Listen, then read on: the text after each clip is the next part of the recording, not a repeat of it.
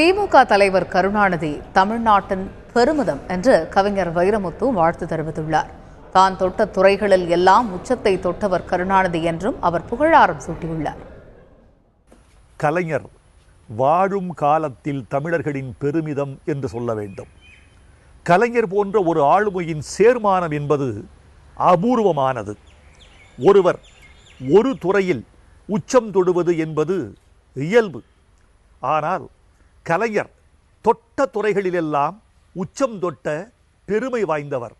அரசியலா அதன் உச்சம், கலையா அதன் உச்சம், இலக்கியமா அதன் உச்சம், சொற்பொழிவா அதன் உச்சம், ஆளுமையா அதன் உச்சம், ஆட்சியா அதன் உச்சம், உரையாடலா அதன் உச்சம், சட்டமன்றமா அதன் உச்சம்.